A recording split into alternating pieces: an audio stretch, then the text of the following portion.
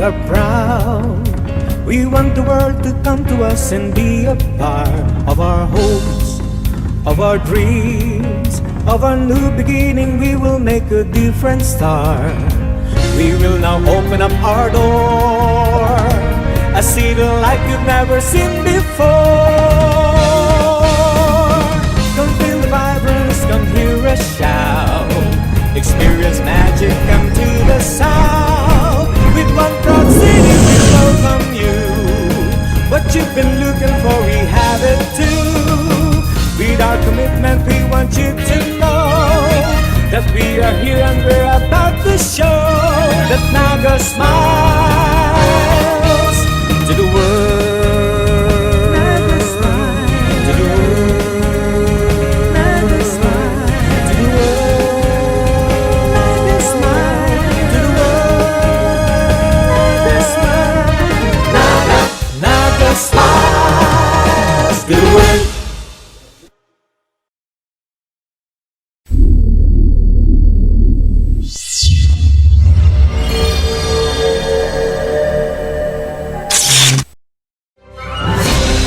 Sa tuyang pag-urulayan ang mga proyekto kang syudad, sa tuyang tukaron ang mga impormasyong pangkauswagan sa mas pinahiwas asin pinausog na programa kan lambang na genyo. Ang Dagang Ngunyan. Dagang Ngunyan. Kada Sabado alas 10:30 nin pagkaaga. Kay ba sinda kakamping Allen Riondaga asin kakamping Nick Motos. Ang Dagang Ngunyan.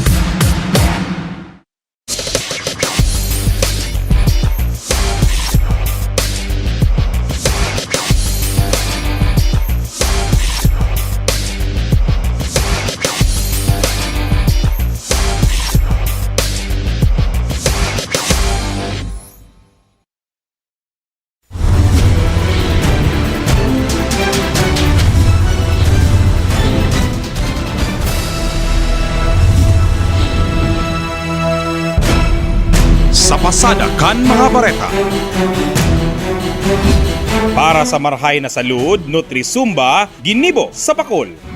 Para sa pagtatapos kan selebrasyon kan Nutrition Month, nagsigibo ang Barangay Pakol ni Nutrizumba na konektado sa temang unya na taon na timbang iwasto sa tamang nutrisyon at ehersisyo. Ini pinuunanin sa rong parada na pigbalehan kan mga educare teachers, kamagurangan, kaakian, siring naman ang mga barangay officials kanasabing barangay.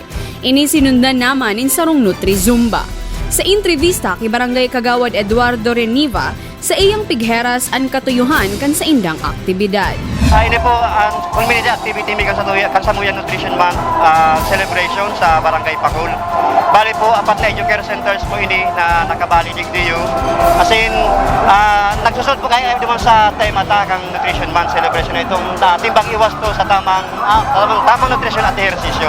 So, iba mi po ning nutrition bata arami na lain sa pagkakanta, dapat nag-exercise pamandiray kita para mas makusupon sa tuyang mga hawak. So, encourage po ang mga parents, kan educare center na mag-join. Tangani pong mas mapilta po ang Nutrition Month celebration sa ngayon na taon. Ang Zumba pigsundanin man lain-laing pa-contest para sa mga kaakian kan Barangay Pakol. Para sa Nagangunya News, John Reese. Tiripon kan mga kapadean, inatindiran ni Cardinal Tagle. Ang Cardinal kan Manila na si Luis Antonio Chito Tagle ang nagbisita sa siyudad Canaga kan aldaw nin Martes. Obheto kan pagbisita ni Tagle iyon na tiripunon ang gabos na mga kapadean kan Archdiocese kan Cáceres sa Ateneo de Naga University. Asin mapag-urulayan ang official letter o encyclical na pinagsurat kan Santo Papa. Asin ipinadara sa gabos ng mga obispo kan Romano Katolika. Pati naman ang mga katukdoan kan simbahan na dapat isabuhay asin tungkusan kan mga kapadean. Saro pa sa tinukar kan kardinal iyuman ang dapit sa climate change. Ang asembleya kan kapadean ang ginigibo taon-taon asin ini ang kasabay man kan kapiyastahan na St. Ignatius kan Loyola. Para sa Nagangunya News, Myra Revilla. Mga opisyales kan Taytay Rizal, nagbisita man. Nagpasiring sa syudad ni Naga kan nakaaging Martes para sa sarong lakbay-aral ang delegados kan munisipalidad ni Taytay Rizal. Sigun sa indang alkalde na si Honorable Janet De Leon Mercado, sinda may obhetong maaraman ang mga best practices kan syudad ni Naga. First and foremost, gusto namin malaman kung ano yung mga best practices ng Naga City at alam naman namin, nakikita rin sa website kung ano yung magagandang nagagawa ng City of Naga. And last 2 weeks ago, we also witnessed Naga receiving 4 awards, no? Number 1 in the economic dynamism, number 1 also in infrastructure, number 1 also in terms of government efficiency. And overall, sa lahat ng cities, no, na buong Republic of the Philippines, you get also the number 1 slot or the first place or in that National Competitiveness Summit. So, somehow we get inspired kung ano po yung meron ang Naga City, no? Anong klase ng administrasyon, anong klase ng serbisyo na naibibigay sa mga tao. And we found out na napaka down to earth po ng ating pong administration, ng ating pong punong bayan, o punong lungsod, should I say. At nakita po namin na, syempre, first and foremost, kailangan ma-educate yung tao, madisiplina. Base sa aming maikling pagkakwentuhan ng ating pong punong lungsod, nakita po namin kung paano nandun pa rin po yung pattern ng ating minahal at binigyan ng pagpapahalaga Secretary James Robredo, no?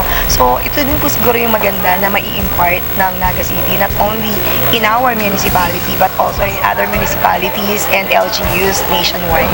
Sinda nagtinir ninduang aldaw sa syudad kung saan nagkaigwa sindang oportunidad na maaraman ang mga programang manungod sa environmental initiatives, livelihood, gender and development as in solid waste management.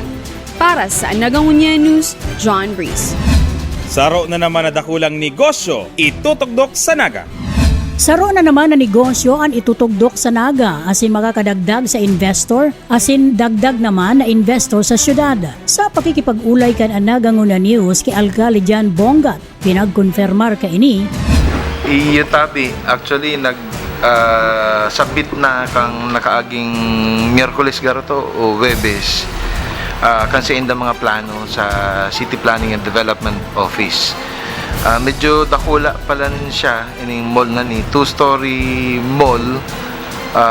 Tapos garo siya green belt, may mga labot sa tahaw, may mga garden sa laog kang mall. May itubang garo green belt na may mga labot ang tahaw. Tapos may 4 na sinihan. So dakulaon siya, tapuon siya duman sa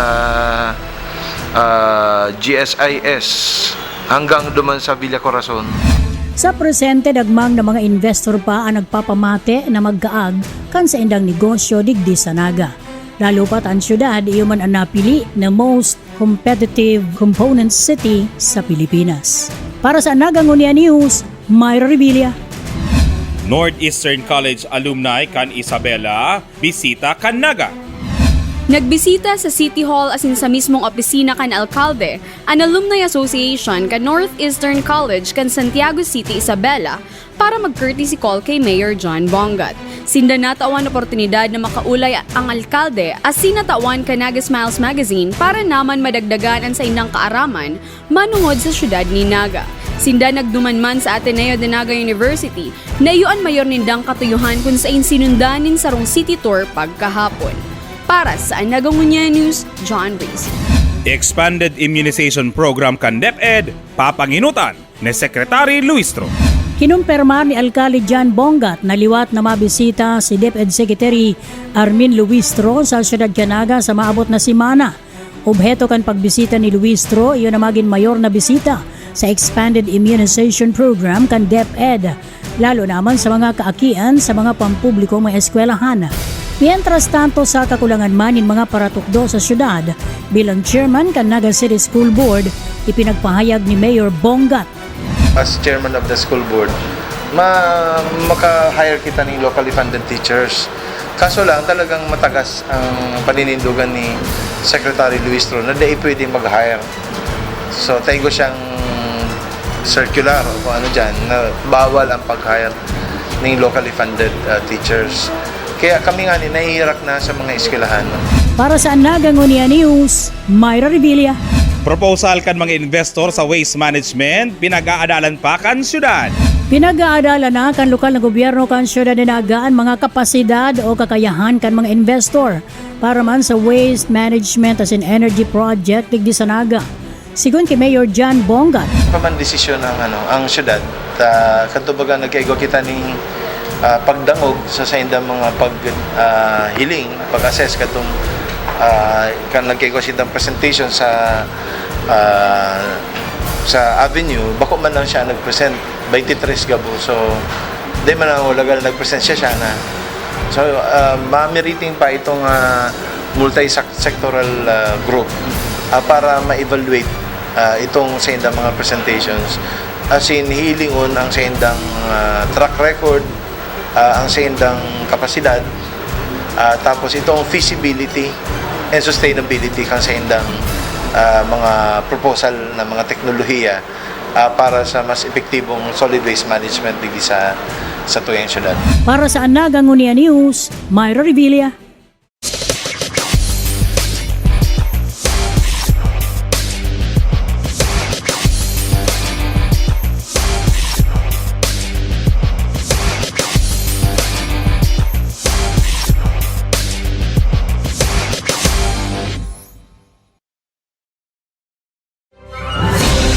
Sa tuyang pag-urlayan ang mga proyekto kang syudad, sa tuyang tukaron ang mga impormasyong pangkauswagan sa mas pinahiwas asin pinausog na programa kan lambang na genyo. Anaga Ngunyan. Anaga Ngunyan. Kada Sabado alas 10:30 nin pagkaaga. Kay ba sinda kakamping Allen Riondaga asin kakamping Nick Motos. Anaga Ngunyan.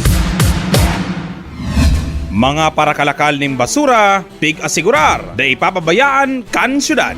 Pinagkonfirmar ni Alcalde Jan Bongat na dai papabayaan kan syudad ang mga parakalkal nin basura na nagdidepende kan sa indang pagbuhay sa Balatas dump site. Si Mayor Jan Bongat ang nagkonfirmar na igwanin mga paagi para man sa kapakaanan kan mga ini as dai man mapabayaan ang sa indang pagbuhay.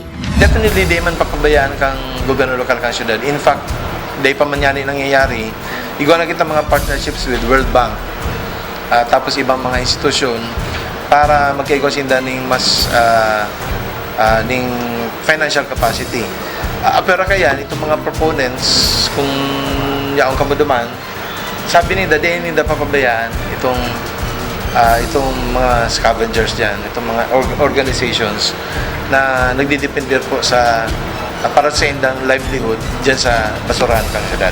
Mientras tanto, pinagkonfirmar kan alkalde na igwanin mga plano para sa existing dump site kan syudad. Mientras tanto, pinagkonfirmar kan alkalde na igwanan mga plano para man sa re-engineering kan Balatas dump site. Ngunyan kaya ang problema tali sa dump site talagang dapat kaya sarado na nga ni kuta. Kundi siyempre mayo pa man gobyerno kita kaya may mga proseso na inaagian. Lambang movement kang dump site talaga, minaalis nga ang medyo parang dyan. Para sa Anaga Ngunia News, Myra Revilla.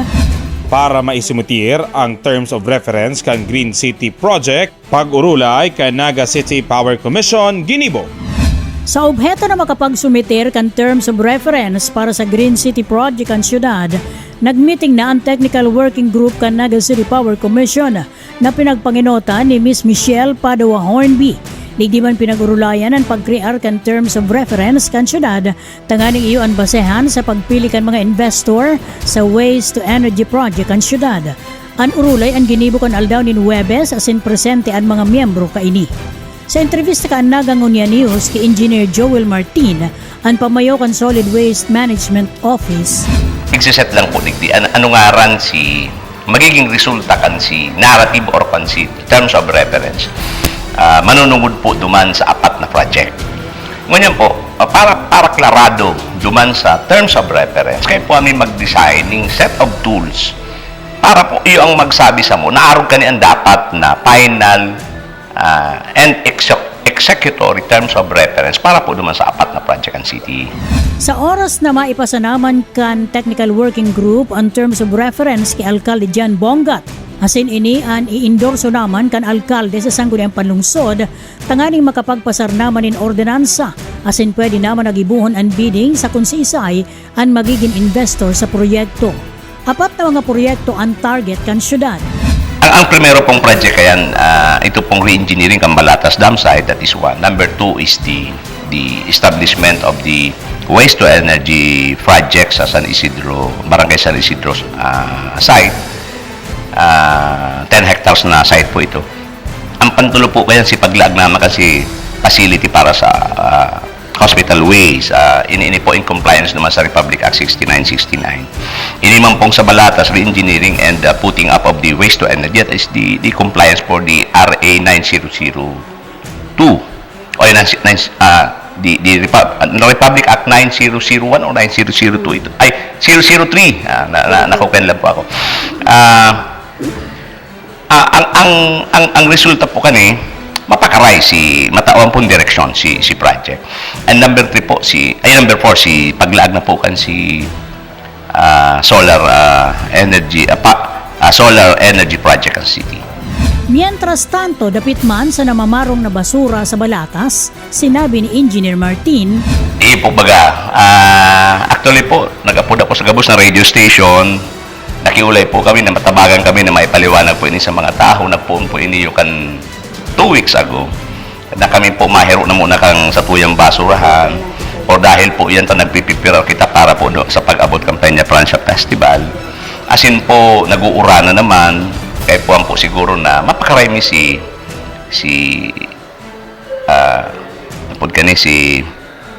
status po kan sa tuyang basura na maiwasan po si mga aksidente duman sa landslide, duman po sa pagtipong kan tubig para po dahil magkaigwaning garo waterfall sa Laukang Balatas. Para sa Anagang Unia News, Myra Revilla. Imahen ni ina nagsungko sa City Hall. Aldaw ni Nueves kan magsungko sa City Hall an imahen ni Nuestra Señora de Peña Francia, an patron kan Bicolandia. Panoonin pagkamuot na pinag-ako asin pinagsabat si ina kan mga empleyado kan City Hall sa Naga City People's Hall. Naglibot man ang mahal na ina sa lambang opisina kan syudad asin nagkondusir man ng mahal na misa para sa mahal na ina. Pinagpanginutan man ni Alcalde Jan Bongat ang pagsabat kay ina. Para sa Anagang Unia News, Myra Revilla. Healing priest Father Fernando Suarez naging bisita kanaga. Si Father Fernando Suarez, ang healing priest, ang nagbisita sa siyudad ni Naga, tanganing magkondusirin pangadji, asin maumayan ang mga may kamatean. Ini sa paagi kan community prayer healing. Antes man magpasiring ini sa JMR Coliseum, nagsungko ng una ini sa City Hall. Sinabat kan mga opisyales kan siyudad sa pamamayo ni Mayor Jan Bongat, First Lady Madam Farah Bongat, mga sangguniang panglungsod members, mga empleyado asin iba pa. Digdi man nagkondusirin pangadji, tanganing maumayan ang mga may kamatean asin kasakitan sa buhay. Para sa Anagang Unia News, Myra Revilla. Entrance examination kan PMA gigibon sa UNC. Yaon sa siyudad ni Nagangunyan ang mga personahes asin opisyales kan Philippine Military Academy para man ipaabot ang saro sa importanteng aktibidad kan PMA katakod kan sa indang recruitment process. Sa pakikipag-ulay kan ang Nagangunyan News kay Major Freddy Calusing kan PMA. Magkakaroon po kasi kami ng Philippine Military Academy entrance examination which would be held at University of Nueva Cáceres on 8 o'clock. This would be on this Sunday. Sa mga interested applicants po, meron po tayong requirements na initially, since we would be accepting walk-in applicants, magdala lang sila ng NSO birth certificate, any valid ID, 2x2 picture. Yun lang po yung initial requirements natin. Dakol na bentahe kung ang sarong persona nag-ieskwela sa PMA. Hulit asindaan makakaresibina nin sweldo. Mientras na nagkaklase asin oras na makagraduar, pwede na magloog sa Puwersa Armada kan Pilipinas, Argon Philippine Army, Philippine Navy asin iba pa. Para sa Nagangunyan News, Myra Revilla.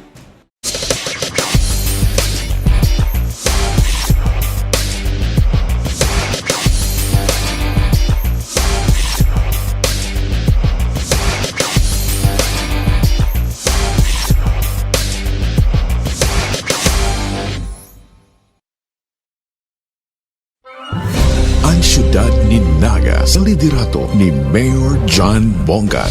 Pigbisto kan DSWD na igwang pinakamatibay na Educare Center sa Interong Pilipinas kan 2011. Hall of Fame awardee sa nutrition kang 2012. Kontrolado ang 21% kan gabos na investments sa interong Bicolandia poon kang 2013.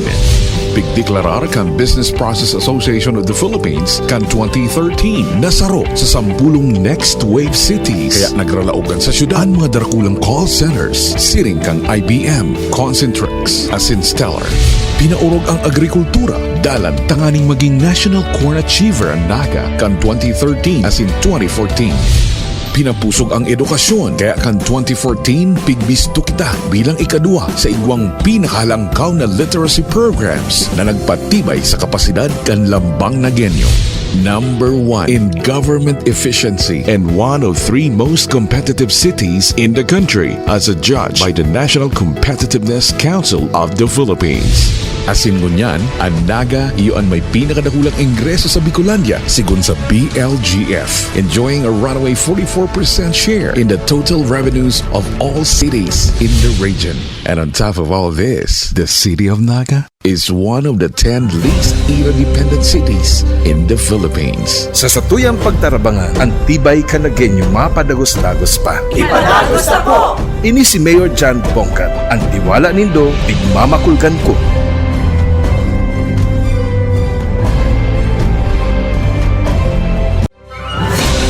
Sa tuyang pag-urulayan ang mga proyekto kang syudad. Sa tuyang tukaron ang mga impormasyong pangkauswagan sa mas pinahiwas asin pinakusog na programa kan lambang na genyo. Ang Dagangunyan. Dagangunyan. Kada Sabado alas 10:30 nin pagkaaga. Kay ba sinda kakamping Allen Riondaga asin kakamping Nick Motos. Ang Dagangunyan.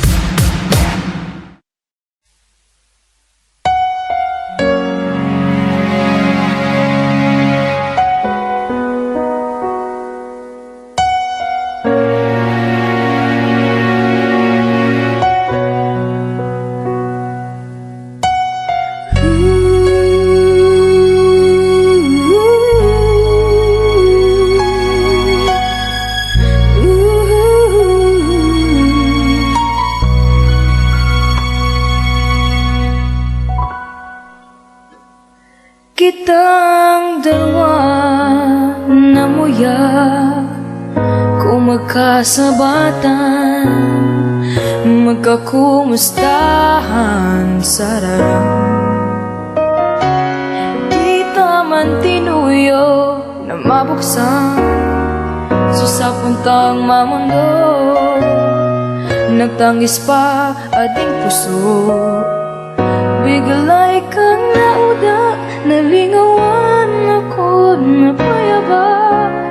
Maybe this time, dainawan malilingawan. Ang ngaran kong pasilman, tandaan.